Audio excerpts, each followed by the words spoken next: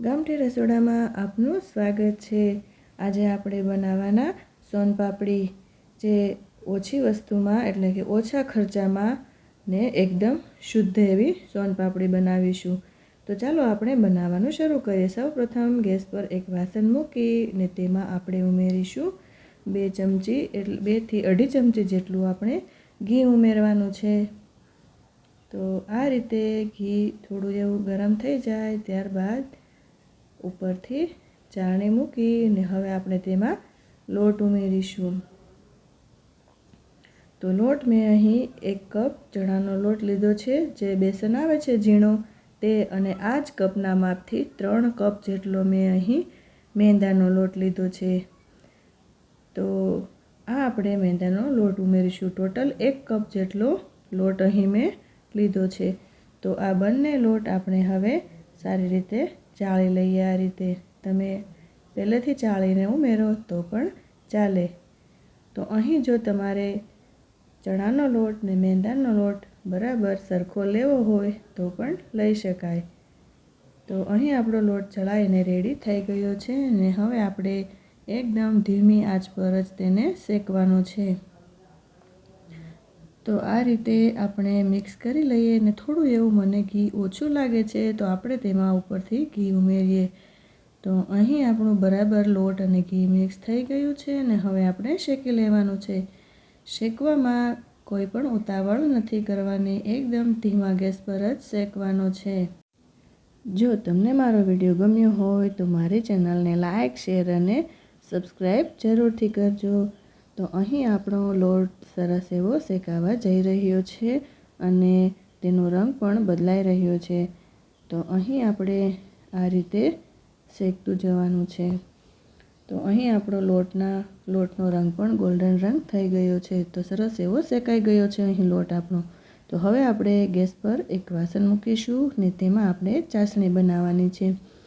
તો મેં જે કપના માપથી લોટ લીધો હતો તે જ કપના માપથી ખાંડ પણ આપણે લેવાની છે આ રીતે। ત્યારબાદ તેમાં પાણી ઉમેરવાનું છે, જેટલી ખાંડ ડૂબે એટલું પાણી ઉમેરીશું। તો આ રીતે આપણે હવે તેને મિક્સ કરતા જઈએ ચમચાના મદદથી। ગેસની ફ્લેમ થોડી ફાસ્ટ કરીએ। તો આ રીતે આપણે ખાંડને ઓગાળવાની છે પહેલાં તો અહીં આપણી ખાંડ સરસ એવી ઓગળી રહી છે। તો હવે આપણે ગેસની ફ્લેમ થોડી એવી ધીમી કરી દેવાની છે અને ત્યારબાદ 1 ચમચી જેટલો અહીં મેં લીંબુનો રસ ઉમેર્યો છે। તો લીંબુનો રસ ઉમેરવાથી ચાસણી નીચે બેસે પણ નહીં ને તેનો મેલનો ભાગ કપાઈ જાય। તો સરસ એવી અહીં આપણી ચાસણી ઉકળી રહી છે અને ધીમે ધીમે ઘટ થવા લાગી છે। પાણીનો ભાગ બધો જ અહીં બળી જવા દેવાનો છે। અહીં આપણે ચાસણી થોડી એવી આકરી કરવાની છે, એટલે તેનો રંગ ગોલ્ડન બ્રાઉન થાય ત્યાં સુધી આપણે ચાસણી ગેસ પર જ આ રીતે ગરમ કરવાની છે। તો અહીં આપણો રંગ બદલાઈ ગયો છે ને હવે આપણે પાણીનો વાટકો ભરીને તેમાં ચેક કરી લઈએ કે બરાબર તેની ગોળી વળે છે। તો ચાસણી આવી ગઈ।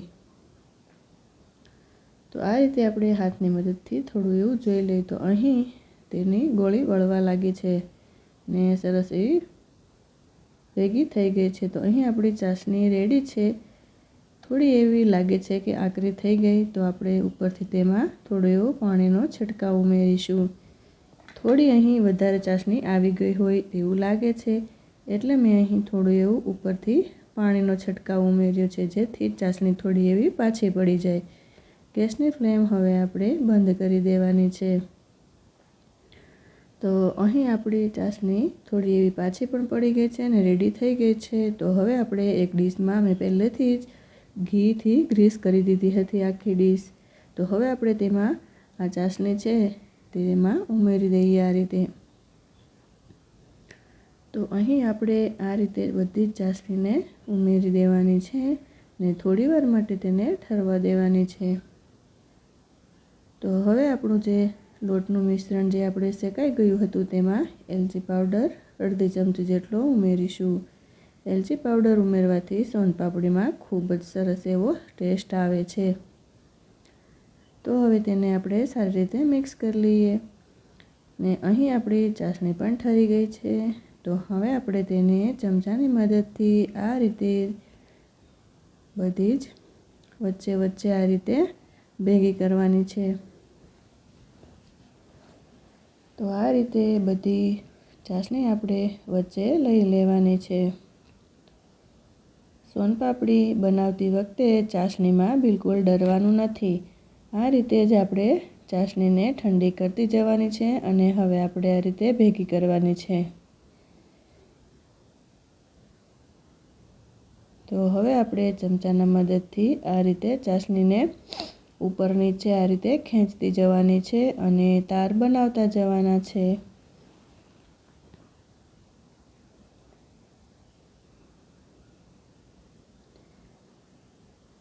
જેટલી બને તેટલી વચ્ચે આ રીતે ભેગી કરતી જવાની છે અને ચમચો આ રીતે ઊંચો કરી અને નીચે ચાસણીને મૂકવાથી તેમાં સરસ એવા તાર પણ બનવા લાગશે.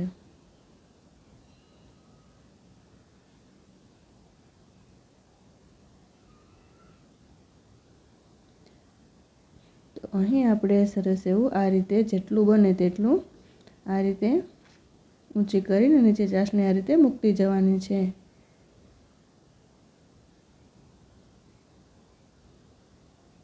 અહીં આપણે હજી ચાસણી ગરમ છે એટલે તેને અડી શકાય તેમ નથી, એટલે આપણે ચમચાના મદદથી જ આ રીતે કરવાનું છે.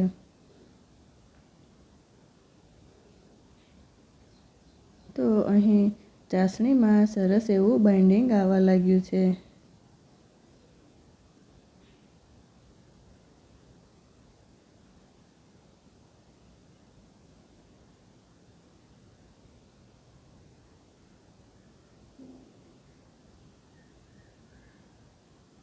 તો અહીં આપણી જે ચાસણી છે તે ઠરી રહી છે. હવે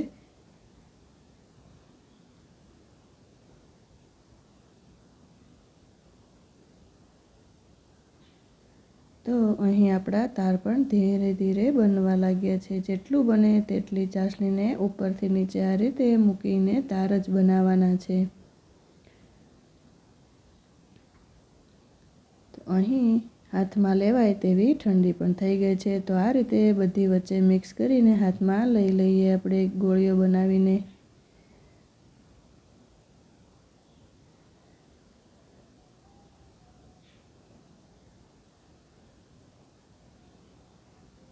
તો આ રીતે આપણે હાથમાં લઈ અને હવે આપણે તેને ખેંચવાની છે. આ રીતે બંને હાથથી જેટલી ખેંચાય તેટલી આપણે ખેંચવાની છે. તેથી તેમાં એકદમ સરસ એવા રેસા પડવા લાગશે. અહીં દેખાઈ રહ્યા છે એકદમ પતલા પતલા તાતણા અને રેસા પણ પડવા લાગ્યા છે ને ચાસણીનો ચમક પણ સરસ એવો આવી ગયો છે. તેનો રંગ પણ સરસ એવો બદલાઈ ગયો છે. જેટલું આ રીતે તમે ચાસણીને ખેંચશો તેટલું જ તેમાં ચમક આવશે અને એટલા જ તાર વધારે પડશે. તો આ રીતે તેનો રંગ એકદમ ગોલ્ડન એવો થઈ ગયો છે ચાસણીનો.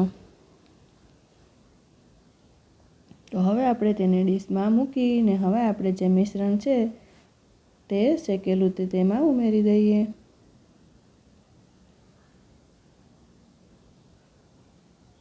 તો આ રીતે બધું જ મિશ્રણ ઉમેરીને હવે આપણે ફરી આપણે તેને બંને હાથથી આ રીતે ખેંચતી જવાની છે અને ચણાનો જે શેકેલો લોટ જે આપણો છે મેંદાનો, તે લોટ બધો જ તેમાં ચાસણીમાં અંદર ઉતારવાનો છે.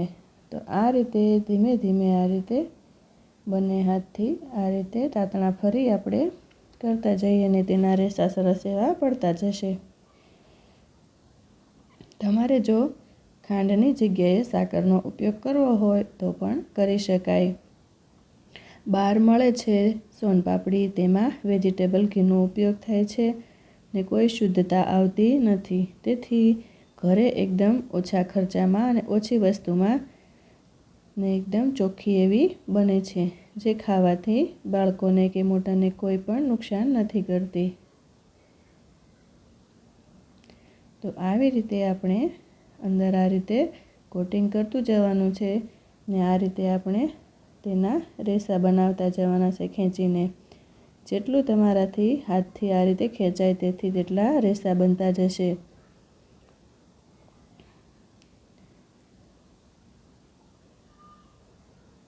તો આ રીતે આપણે જેટલા બને તેટલા રેસા બનાવી લઈએ. અહીં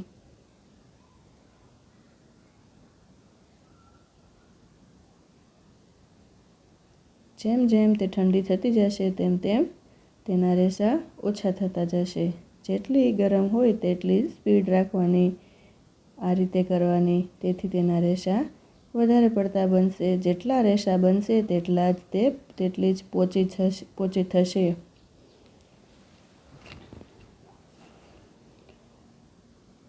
તો અહીં સરસ એવા રેસા તૈયાર થઈ ગયા છે.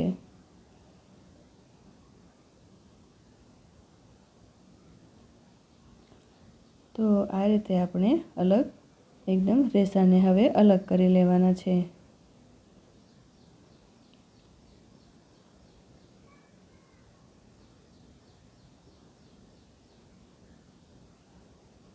તો આ રીતે બધા જ રેસા આ રીતે અલગ કરી લઈએ. તો અહીં આપણા રેસા બધા જ અલગ થઈ ગયા છે. ને કોઈ પણ એક વાટકી કે કોઈનું માપ લઈ ને તેમાં આપણે તે માપથી બનાવીશું. મેં અહીં થોડી એવી પિસ્તાની પહેલાં કતરણ ઉમેરી છે અને ત્યારબાદ તેમાં આ રેસાને વાટકીમાં ઉમેરીશું ને બરાબર હાથને આ રીતે પ્રેસ કરતા જઈએ અને તેને શેપ આપતા જઈએ. તમારે વાટકીની જગ્યાએ કોઈ ઢાંકણ કે કોઈ પણ માપ લઈ શકાય છે. તો અહીં આપણે એક ડીશમાં આ રીતે પલટાવીને વાડકી કાઢી લઈએ. તો અહીં સરસ એવી તૈયાર છે સોનપાપડી, જે જોતાં જ ખાવાનું મન થઈ જાય ને મોંમાં પાણી આવી જાય તેવી સોનપાપડી.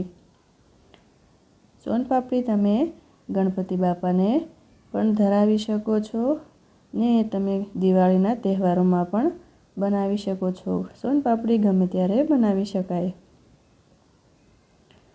તો અહીં આપણે એવી જ રીતે બધી જ સોનપાપડી આ રીતે શેપ આપીને તૈયાર કરવાની છે.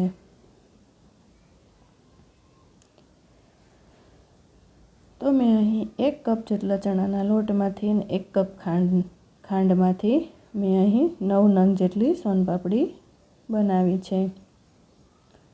એટલે કે માપમાં 250થી 300 ગ્રામ જેટલી અહીં સોનપાપડી તૈયાર થાય છે.